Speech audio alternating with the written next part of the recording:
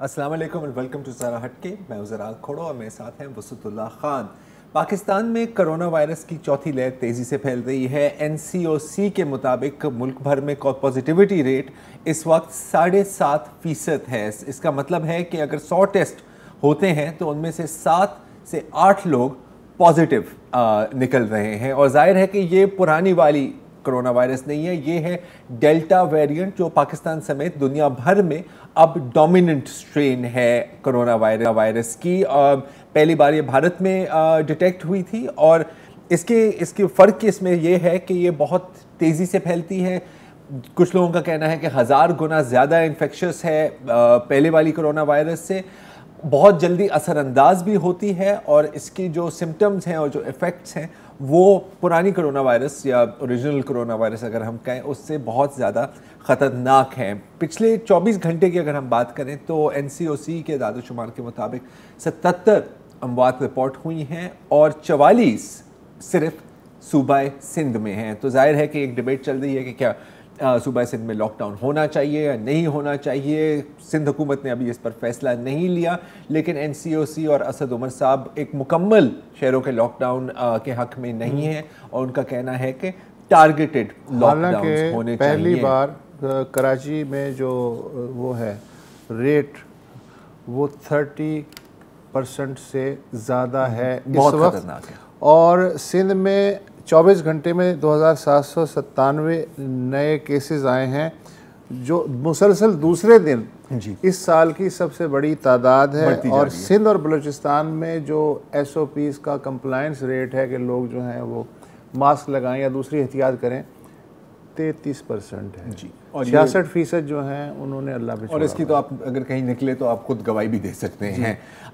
लेकिन कुछ good news भी है और गुड न्यूज़ ये है कि अब तक तकरीबन 60 लाख लोगों को वैक्सीन लग गई है। वैक्सीन से मेरा दोनों डोज लग गए हैं या कैंसाइनो का सिंगल डोज, और तकरीबन 2 करोड़ 20 लाख लोगों को एक डोज लग गया है। अच्छा, रोज़ाना वैक्सीन लगने वालों की तादाद भी बढ़ रही है। जैसे 2 दिन पहले तकरीबन 8 लाख थी और कल की अगर हम बात करें तो 8,50,000 लोगों को वैक्सीन लगी है। ज़ाहिर है ये अभी भी नाकाफ़ी है क्योंकि ये एक रेस है डेल्टा वेरिएंट और वैक्सीन के बीच। सरकारी टारगेट है 1 मिलियन रोजाना का। That is the target, ambitious target है, लेकिन अगर इस तरह चलते रहें तो मेरा ख्याल है कि अब पहुंच जाएंगे, इसलिए कि आज 8.5 तो 1.5 लाख की बात है ना। लेकिन बदकिस्मती से अभी भी बहुत लोग राजी नहीं हैं वैक्सीन लगाने की। सिर्फ पाकिस्तान की बात नहीं है, अमेरिका को आप देख लें या दीगर ममालिक को देख लें तो यही सिलसिला चल रहा है। और बहुत सवालात भी हैं क्योंकि डेल्टा वेरिएंट के बाद हमने देखा है कि जिन लोगों ने वैक्सीन लगाई भी हुई थी उनको भी इन्फेक्शन हो रही है, लेकिन शायद उस तरह नहीं जिस तरह अनवैक्सीनेटेड लोगों को लग रही है। तो आज हमने दावत दी है, इट्स एन ऑनर कि हमें ज्वाइन कर रहे हैं डॉक्टर फ़हीम यूनुस साहब। आप चीफ ऑफ इन्फेक्शियस डिजीज़ेज़ हैं यूनिवर्सिटी ऑफ मैरीलैंड पे। यकीनन आपने पहले भी अपनी टीवी स्क्रीन पर डॉक्टर साहब को देखा होगा, और अगर नहीं तो आपने ज़रूर इनकी ट्वीट्स और सोशल मीडिया पोस्ट्स देखी होंगी। डॉक्टर साहब, thank you so much for joining us. मुझे याद है कि जब ये वबा पहले आई थी और 1.5 साल हो गए हैं, लग रहा है कि कोई 20 साल हो गए हैं हमें, तो आप रोज़ाना अपडेट्स, तकरीबन रोज़ाना अपडेट्स देते हैं, आप लोगों को इम्पोर्टेंट इन्फॉर्मेशन भी देते हैं। उस वक्त में और इस वक्त में क्या फ़र्क है जब आप जाते हैं अपने हस्पताल में, अपने ICU में और अपने पेशेंट्स को देखते हैं? जी, बहुत शुक्रिया आपके इनविटेशन का। पिछले साल को मैं देखूं तो हमारे हस्पताल में रोज़ाना 70-75 लोग होते थे कोरोना के, और उनमें से 10-20% की मौत हो जाती थी सब इलाज के बावजूद। आज हमारे हस्पताल में 7 कोरोना के पेशेंट्स हैं और वो 7 के 7 वो हैं जिन्होंने वैक्सीन नहीं लगवाई। पूरे अमेरिका का ट्रेंड बिल्कुल यही है। अभी रीसेंट डेटा के मुताबिक 97% जो हॉस्पिटलाइजेशंस है कोरोना की वो अनवैक्सीनेटेड लोगों में हैं, और जो अमवात हैं 99.2% वो अनवैक्सीनेटेड लोगों में हैं। तो जो सबसे बड़ा फ़र्क हम देख रहे हैं कि अमेरिका में कम अज़ कम कोरोना अब एक बीमारी कम और एक चॉइस ज़्यादा है। इंटरेस्टिंग। डॉक्टर साहब, मैं ये भी पढ़ रहा था और उन्हीं रिपोर्ट्स जिनका आप हवाला दे रहे हैं कि अब लोग आते हैं اور ان کو بتایا جاتا ہے کہ جی ہم آپ کو وینٹیلیٹر پر لگا رہے ہیں. اور یہ میں ان کی بات کر رہا ہوں جنہوں نے for what ever reason political یا جو بھی ویکسین لگانے سے انکار کیا تھا. آپ کے سامنے ایسے کوئی لوگ آئے ہیں اور اب کیا کہتے ہیں جب ان کو پتہ لگتا ہے کہ نہیں جی یہ کوئی سازش نہیں تھی, یہ کوئی کنسپریسی نہیں تھی, یہ ایک ریئل ڈیزیز ہے؟ جی یہ بڑا انٹرسٹنگ کویسچن ہے. میں جنوری سے جتنے پیشنٹس میں نے ہاسپٹل میں دیکھے ہیں ان میں سے کوئی ایک بھی ایسا نہیں تھا جو فلی ویکسینیٹڈ ہو. اور میں نے سب سے یہ سوال پوچھا کہ آپ نے جو ویکسین نہیں لگوائی کیا اس کی وجہ ایکسیس تھی کہ آپ کو ملی نہیں یا آپ کی چوائس تھی؟ اور جو مجھے جوابات ملتے ہیں, اور میں ان کو I'm not trying to put them on the spot, میں ان کو شرمندہ کرنے کی کوشش نہیں کر رہا ہوتا, لیکن ان کے جواب ایسے ہوتے ہیں جس سے شرمندگی ظاہر ہوتی ہے. اس وقت آج میرے پاس ایک پیشنٹ ہے جو کہ ایک ینگ آدمی ہے اور اس نے ضد کر کے ویکسین نہیں لگوائی تھی, اور اس وقت وہ 6 لیٹر آکسیجن پہ ہے اور ہمیں منتیں کر رہا ہے کہ مجھے اب ویکسین لگوا دو. اور میں اس کو سمجھا رہا ہوں کہ اس وقت تو میں ایکٹیو کرونا ہے, یہ وقت نہیں ہے ویکسین کا, اب 1 مہینے کے بعد لگے گی. لیکن ہم یہ دیکھتے ہیں جیسے ہوتا ہے کہ چوری سے اگلے ہی دن ہم کیمرے لگوانے پہ راضی ہو جاتے ہیں, لیکن وقت گزر گیا نا, وہ کیمرے لگوانے پہلے چاہیے تھے. تو یہ کنسسٹنٹلی میں یہ دیکھ رہا ہوں کہ لوگوں کو پشیمانی اور شرمندگی ہے, کوئی بحث نہیں کرتا ہم سے بعد میں. اچھا ڈاکٹر صاحب, ایک میں نے بات کی تھی اپنے انٹرو میں ویکسین ہیزیٹنسی کے بارے میں, اور ہماری خود ذاتی طور پر میری کافی لوگوں کے ساتھ بحث بھی ہوئی ہے اس بات پر. آپ انہیں جو بھی دکھائیں, آپ انہیں جو بھی سمجھانے کی کوشش کریں, وہ کوئی واٹس ایپ فارورڈ آپ کے سامنے رکھ دیں گے, یا پھر وہ فرینچ ڈاکٹر لوک مونٹانیئر کی ویڈیو کہ نہیں انہوں نے تو کہا ہے کہ 2 سال میں مر جائیں, حالانکہ اس نے یہ بات نہیں کی تھی لیکن پتہ نہیں کہاں سے آ گئی ہے. ایسے لوگوں کو کیسے کنونس کیا جائے اس سے پہلے کہ وہ ہسپتال پہنچ جائے؟ وہاں پر تو سبھی مان جاتے ہیں نا کہ نہیں سر میرے سے غلطی ہوئی ہے. ڈائلاگ کیسے کیا جائے؟ آپ کی یقیناً ہزاروں اس طرح کی کنورسیشنز ہوتی ہوں گی لوگوں کے ساتھ. جی اس کے اندر دیکھیے بہت سارے سب گروپس ہیں, ساری پاپولیشن ایک مونولتھ نہیں ہے. کچھ لوگ ایک مذہبی رنگ رکھتے ہیں, وہ ایک مذہبی آرگیومنٹ لے کے آتے ہیں, میرا خیال ہے مذہبی رہنماؤں کو چاہیے کہ ان سے بات کریں. کچھ لوگ اینزائٹی پرووکن ہوتے ہیں, ان کو خوف زیادہ ہوتا ہے, ایسے لوگوں کے لیے ان کے فیملی ممبرز زیادہ ہیلپ فل رہیں گے. کچھ لوگوں کو آج بھی ڈیٹا کے اوپر ڈاؤٹس ہیں, میرا خیال ہے ان کے لیے ڈیٹا ورک کرتا ہے. کچھ لوگ اوپر دیکھتے ہیں, وہ اپنی لیڈرشپ کو دیکھتے ہیں, تو جو ہمارے پولیٹیکل ڈیوائڈز ہیں ان چیزوں کو وائرس ایکسپلوئٹ کرتا ہے. تو یہ ایک ملٹی فیسٹڈ اپروچ ہے, لیکن اس کے اندر جن ملکوں نے اس کو سکسیسفلی لانچ کیا ہے وہاں پہ ٹاپ لیول پہ گورنمنٹ سے ایک میسج چلتا ہے. وہ میسج صوبہ بائی صوبہ, اسٹیٹ بائی اسٹیٹ چینج نہیں ہوتا, کیونکہ وائرس تو وہی ہے. تو ایک کانسٹنٹ میسج ہو, اس کے ساتھ رول ماڈلنگ ہو, اور اس کے ساتھ جو بھی ہر سوسائٹی کے اپنے لیولز ہوتے ہیں, کہیں ریلیجن, کہیں پالیٹکس, کہیں ریس, کہیں اکانومی, کہیں سائنس اور ڈیٹا, ان سب لیولز کو انڈرسٹینڈ کر کے اگر آپ چلیں گے تو you will be better of course.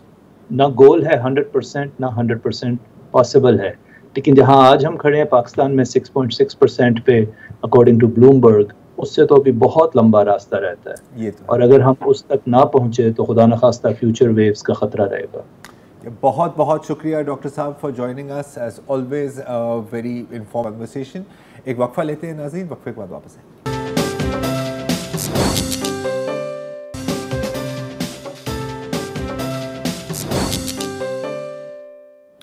Welcome back. نور مقدم قتل کیس جیسے منظر عام پر آیا تو ایک سپاٹ لائٹ پاکستان کی مینٹل ہیلتھ سیکٹر پر بھی پڑی, اور وہ اس لیے کیونکہ جو مرکزی ملزم ہے ظاہر جعفر وہ اپنے آپ کو تھراپسٹ پیش کرتا تھا, اور ان کے تھراپی ورکس نام کے ایک ادارے جو ایک ڈرگ ریہیبلیٹیشن اور تھراپی سینٹر ہے اس کے ساتھ وہاں پر انہوں نے کچھ کورسز بھی کی تھی. اچھا تھراپی ورکس کے مالک جو ہیں طاہر, ان کا کہنا ہے کہ انہوں نے اپنی کورسز کمپلیٹ نہیں کی تھی, لیکن اس کے باوجود بہت شواہد ہیں کہ ظاہر جعفر لوگوں کو تھراپی اور کاؤنسلنگ آفر کرتا تھا فار اے فی, اور اس بات کا تو فوٹوگرافک ایویڈنس ہے اگر وہ پکچر ہم چلا دیں کہ بیکن ہاؤس کے اسٹوڈنٹس کو بھی لیکچرز اور ٹاکس دی تھیں, آپ دیکھ سکتے ہیں اپنی اسکرین پر, جہاں پر اپنے آپ کو ایک کاؤنسلر یا ایک سرٹیفائڈ تھراپسٹ اپنے آپ کو پیش کیا تھا انہوں نے.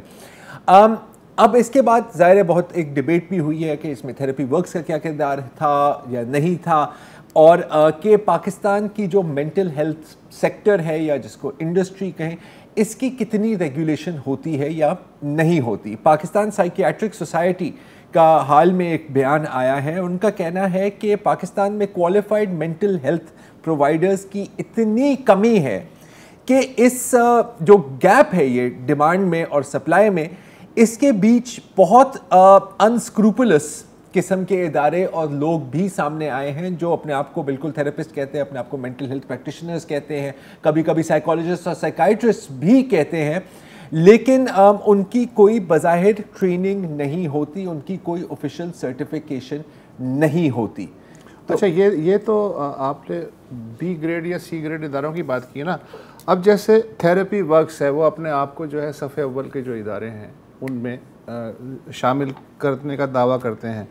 تو ایک آڈیو لیک ہوئی تھی, یہ جو طاہر ظہور احمد ہیں تھیراپی ورکس کے سی او, اس میں انہوں نے ایڈمٹ کیا. پہلے میں آپ کو بتا دوں کہ یو کے میں جو کاؤنسلنگ کرنے والا ہے سند یافتہ وہ کم از کم لیول 5 ہونے چاہیے, اس کے بعد وہ اتھرائز ہوتا ہے کسی کی نفسیاتی کاؤنسلنگ کرنے کا.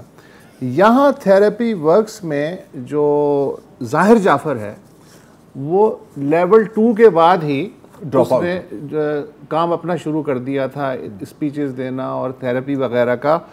تو طاہر ظہور احمد نے اسے تسلیم کیا کہ ایسا نہیں ہونا چاہیے, حالانکہ وہ وقت چلا رہے تھے. آڈیو ذرا سنیے تو آپ کو بات سمجھ میں کلیئر ہوگی. جی, اب سوال آتا ہے کہ اگر اس کا ایک وائلنس انسیڈنٹ اس کی ماں کے ساتھ ہوا تھا لندن میں, اور اس کا ڈرنکنگ پیٹرن اور پارٹی پیٹرن وہی تمام یہ جو رچ اس شہر کے ہیں اس کا تھا, did that disqualify him or qualify him to come into level 3? I think it perhaps was a mistake on my part in allowing him to come into level 3, but during level 2 which got him into level 3, and in level 3 none of the things that you are alluding to was visible. However, I say to you that it was a mistake on my part knowing that London میں ماں کے ساتھ لڑائی ہوئی ہے. بچوں کی بہت وائلنٹ لڑائیاں ماؤں کے ساتھ ہوتی ہے. لندن کی ایک انسیڈنٹ تھا اور اس کا ڈرنکنگ ہسٹری تھی جس کی بیسس کے اوپر شاید میرے اندر غلطی ہے کہ میں نے اس کو لیول 3 میں کیا. تو پھر سوال بنتا ہے کیا کیا جائے. تو ہم نے آج دعوت دی ہے ڈاکٹر مراد موسیٰ کو, کسی تعارف کے محتاج نہیں ہے, senior psychiatrist and professor of psychiatry, اور ڈاکٹر آشا بیدار کو, کلینکل سائیکالوجسٹ. آپ کا تقریباً 24 سال کا تجربہ ہے اس فیلڈ میں اور ان کا اسپیشل فوکس ہے violence against women and children. Thank you both for joining us. Doctor Musa, میں آپ سے اسٹارٹ کرتا ہوں. کیا بنیادی مسئلہ سپلائی اور ڈیمانڈ کا ہے, اور اگر یہ ہے تو سپلائی کتنی ہے پاکستان میں ٹرینڈ مینٹل ہیلتھ پرووائڈرز کی؟ جی تھینک یو سرار. بالکل بہت بڑا مسئلہ ہے سپلائی اور ڈیمانڈ کا. ڈیمانڈ بہت زیادہ ہے پاکستان میں اور سپلائی اس کے مقابلے میں بہت کم ہے. تقریباً 450 سے لے کے 500 سائیکائٹرسٹ ہیں غالباً پاکستان میں. زیادہ تر جو ہیں لوکلی ٹرینڈ ہیں, کچھ ہیں جو فورن کوالیفائڈ ہیں, اور غالباً اتنی ہی تعداد ہے میرے خیال میں سائیکالوجسٹ کی بھی. میں اس لیے کہہ رہا ہوں کیونکہ کوئی لسٹ نہیں کوئی مینٹین کرتا ہے کہ ہمیں صحیح بالکل پتہ چلے.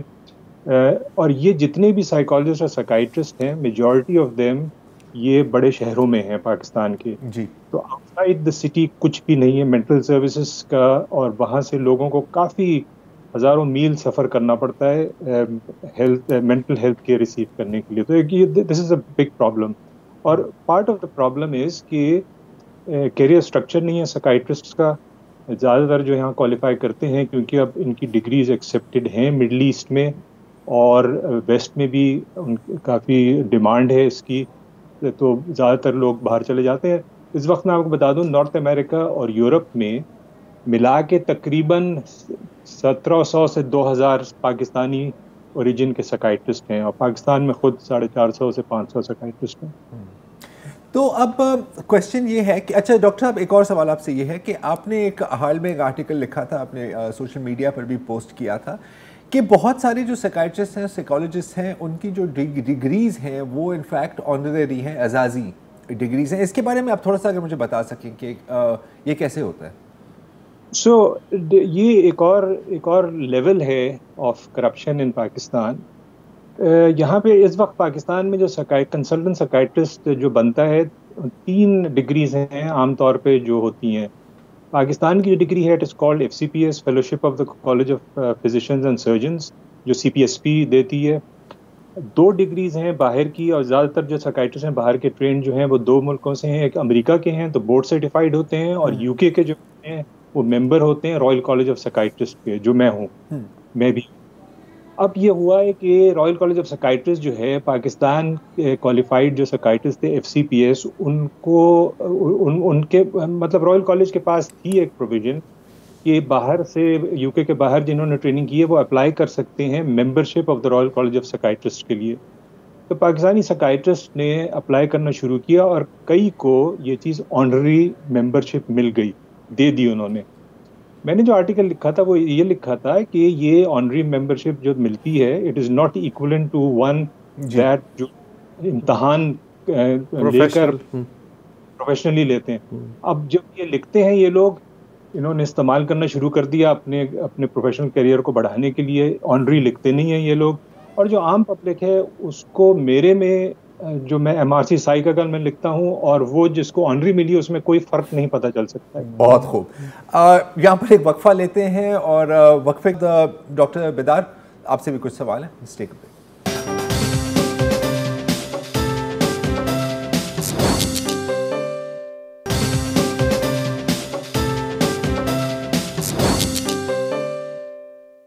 ویلکم بیک جی. ہم بات کر رہے ہیں پاکستان کے مینٹل ہیلتھ سیکٹر کے بارے میں اور ہمارے ساتھ ہیں ڈاکٹر مراد موسیٰ اور ڈاکٹر عاشا بیدار. ڈاکٹر عاشا، ابھی آپ نے مراد صاحب کی باتیں سنی اور یقیناً آپ ان ساری چیزوں سے واقف ہیں. اب میں آپ سے پوچھنا چاہ رہا ہوں کہ اس میں کوئی شک نہیں ہے کہ پاکستان میں بہت لوگ ہیں جن کو مینٹل ہیلپ یا ٹریٹمنٹ کی ضرورت ہے. اگر میں ایک پیشنٹ ہوں یا جو الفاظ استعمال کیا جاتا ہے اگر میں کلائنٹ ہوں اور مجھے کوئی ریکمنڈیشن دے کہ جی یہ ایک بہت اچھی تھراپسٹ ہے، یہ ایک بہت اچھی سائیکالوجسٹ ہے، واٹ ایور، میرا پہلا سوال ان سے کیا ہونا چاہیے ان ٹرمز آف کہ آپ کے کریڈینشلز کیا ہیں؟ Okay, thank you. I think آپ کا سوال ظاہر ہے آپ بہت ایک بیسک لیول کی اویئرنیس کی بھی یہاں پہ بات کر رہے ہیں کہ جو لوگ تھراپسٹ کے پاس یا سائیکائٹرسٹ کے پاس یا سائیکالوجسٹ کے پاس جاتے ہیں تو آپ ایک اسیوم کر رہے ہیں کہ ان کو ایک بیسک یہ بھی فرق ہے کہ سائیکائٹرسٹ اور سائیکالوجسٹ میں فرق کیا ہے. اینڈ جو ہماری جو عام ایک پاپولیشن ہے ان کو اکثر نہیں پتہ ہوتا ہے. اٹس انڈرسٹینڈیبل کیونکہ مینٹل ہیلتھ کا سیکٹر اتنا پیچھے ہے، even with in the health sector اتنی اس پہ کم اویئرنیس ہے کہ یہ بیسک چیزیں کہ تھراپسٹ کیا ہے، سائیکالوجسٹ کیا ہے، اس کے اندر کلینکل سائیکالوجسٹ کیا ہے، سائیکائٹرسٹ کیا ہے، وہ بھی ایک فرق نہیں پتہ. اگر آپ ہمیں بتا اگر آپ یہ ہمیں بتا سکیں ایک دفعہ، اگر یہ کلیئر کر سکیں ہمارے لیے کہ ڈفرینس ہوتا کیا ہے تو بہت اچھا ہوگا. جی ٹھیک ہے. اچھا، بیسک اس کی ڈیفینیشن آف کورس سائیکائٹرسٹ جو ہیں میڈیکل ڈاکٹرز ہوتے ہیں، MBBS ڈاکٹرز ہیں. پھر جیسے ڈاکٹر مراد موسیٰ نے کہا اس کے علاوہ ان کی پھر الگ جو کوالیفیکیشنز، ممبرشپ، رجسٹریشن، لیکن وہ MBBS میڈیکل ڈاکٹر ہوتے ہیں. جو سائیکالوجسٹ ہوتے ہیں دے ہیو آئدر ایک MS degree, master degree psychology میں، اور یا پھر کلینکل سائیکالوجسٹ عام طور پر پریکٹس کرنے کے لیے ان کے پاس ڈاکٹریٹ ہوتی ہے، PhD ہوتی ہے. اور کئی ممالک میں وہ پریکٹس کر ہی نہیں سکتے جب تک کہ ان کے پاس ایک PhD ڈگری نہ ہو. ایز اے سائیکو تھراپسٹ وہ پریکٹس نہیں کر سکتے. ایز اے سائیکالوجسٹ وہ ٹیسٹنگ یا کاؤنسلنگ سروسز کچھ جو ہیں وہ کر سکتے ہیں، بٹ دے کی ناٹ پریکٹس. اور ان کا جو بہت اہم فرق یہ ہے کہ جو MBBS ڈاکٹر، جو سائیکائٹرسٹ ہیں، وہ میڈیکیشن کو پرسکرائب کر سکتے ہیں، ریگولیٹ کر سکتے ہیں، مانیٹر کر سکتے ہیں، جو ہم ایز کلینکل سائیکالوجسٹ نہیں کر سکتے. تو یہ ایک چیز ہے جو میں تھراپی میں سب سے پہلے ہمیشہ کلیئر کرتی ہوں کہ ہم میڈیکیشن وغیرہ کچھ نہیں کر سکتے. اور یہ ایک بہت بیسک فرق ہوتا ہے کہ کوئی جب جاتا ہے کہ ان کو میڈیکیشن کی ضرورت ہے، تھراپی کی ضرورت ہے، یا دونوں چیزوں کی کمبینیشن کی ضرورت ہے، اور وہ کوئی بھی کسی کے پاس بھی جائیں گے تو وہ اسیسمنٹ کر کے ان کو اس پہ ایڈوائز کر سکتے ہیں کہ کس چیز کی ضرورت ہے. لیکن that is a very basic difference. اچھا تو ڈاکٹر صاحب اگین اب میں آتا ہوں تھراپی سیکٹر یا انڈسٹری کی جانب. اب ظاہر ہے کہ یہ جو کیس ہوا ہے سبھی اس پہ بات کر رہے ہیں، اور جتنے بھی ادارے آئے ہیں یہ ایک گیپ فل کر رہے ہیں. اب اس میں کتنی ان کی اسٹرکٹ قسم کی مانیٹرنگ ہوتی ہے یا نہیں ہوتی, اس میں بھی بڑا کیئرفلی ہمیں بات کرنی ہوگی, کیونکہ میں ذاتی طور پر اور ہم سب بہت اچھے تھراپسٹ کو ہی جانتے ہیں جو اسی طرح کی آرگنائزیشن سے آئے ہیں. لیکن at the same time again میں نام نہیں لے سکتا, لیکن میں کچھ ایسے لوگوں کو بھی جانتا ہوں, وہ تو ایک دو روز پہلے آپ سے ہی بات ہو رہی تھی آفس میں نے ان کو ٹی وی پہ دیکھا اور وہ ایز اے تھراپسٹ یا as a substance abuse counsellor post کر دیں, اور مجھے ذاتی طور پر پتہ ہے کہ شاید اس بندے کو جیل میں ہونا چاہیے فار ویریس ریزنس. اب ایک نیڈ بھی فل ہو رہی ہے, لیکن ایک ریگولیشن کی بھی ضرورت ہے. اس گیپ کو برج کیسے کیا جائے؟ جی دیکھیں, یہ جو بہت انفارچونیٹ جو کیس ہے نور مقدم والا, اس سے یہ چیز ایک بہت کلیئر سامنے آئی ہے کہ جو یہاں پہ اس طرح کے بہت سارے اور بھی ادارے ہیں, اس طرح کے بہت سارے کورسز ہیں, شارٹ کورسز جو چل رہے ہیں, وہاں پہ ریگولیشن, سپرویژن, بیسک ایتھکس جو ہیں وہ اس طرح سے نہیں پڑھائی جا رہی, اور نہ ہی ان میں کوئی ٹریننگ سپرویژن مل رہی ہے. اب دس از ناٹ ٹو سے کہ جو کلینکل سائیکالوجی کی ڈپارٹمنٹس ہیں یا اپلائڈ سائیکالوجی کی, جنرل سائیکالوجی کی ڈپارٹمنٹس ہیں, وہاں سے بھی ہر جو سائیکالوجسٹ نکل کے آتے ہیں تو وہ ان سب کے پاس وہ ٹریننگ ہوتی ہے, وہ سب کی وہ اسکلس ہوتی ہیں. لیکن وہاں پہ ایک بیسک ایک کریکولم ایٹ لیسٹ ہوتا ہے, اور ایٹ لیسٹ ریکوائرمنٹ ہوتی ہے کہ اتنے آورس پورے کرنے ہیں. باہر کے ممالک میں آف کورس بہت اسٹرکٹ ہوتا ہے, اتنے نمبر آف آورس ہوں, اتنے سپرویژن ہو, کون آپ کو سپروائز کرے گا, اب کتنے عرصے آپ خود سے پریکٹس بھی نہیں کر سکتے وداؤٹ سپرویژن. اب یہاں پہ جو سچویشن ہے وہاں پہ کوئی اس طرح کی چیز نہیں ہے, کوئی بھی. اور and I am not even talking about کہ لوگ جو یہاں پہ اس طرح کے اداروں سے نکل کے آتے ہیں, میں نے اس طرح کے کیسز دیکھے ہیں کہ کسی نے BA میں سائیکالوجی پڑھی ہے اور وہ اپنا تھراپسٹ کا نام لگا کے پریکٹس کر رہے ہیں, کوئی بھی چیک نہیں کر رہا, کوئی نہیں پوچھ رہا. And like I said, of course clients جو ہیں وہ مینٹل ہیلتھ کی اتنی اویئرنیس لوگوں کے پاس جنرلی نہیں ہے کہ وہ اس چیز کو کریں گے. اچھا سائیکالوجسٹ ہیں, کوئی تھراپسٹ کہہ رہا ہے, کوئی کاؤنسلنگ کہہ رہا ہے, کوئی سائیکائٹرسٹ کہہ رہا ہے, کسی سے سنا, کسی کا نام دیکھا, چلے گئے. نو ٹریننگ, ایتھکس کیا ہے سائیکالوجی کی, سپرویژن کیا ہوتی ہے, تھراپی کی ٹیکنیکس کو کون مانیٹر کر رہا ہے, باؤنڈریز کو کون مانیٹر کر رہا ہے. جو تھراپسٹ بن کے آ رہے ہیں ان کی اپنی mental health well being therapy جو کہ بہت جگہ پہ ریکوائرمنٹ ہوتی ہے, اس کو بالکل کوئی بھی امپورٹنس نہیں دی جاتی ہے یہاں پہ اس طرح کے پروگرامس میں, اینڈ کئی دفعہ فارمل پروگرامس میں بھی. ایک وقفہ لیتے ہیں, وقفے کے بعد واپس آئیں.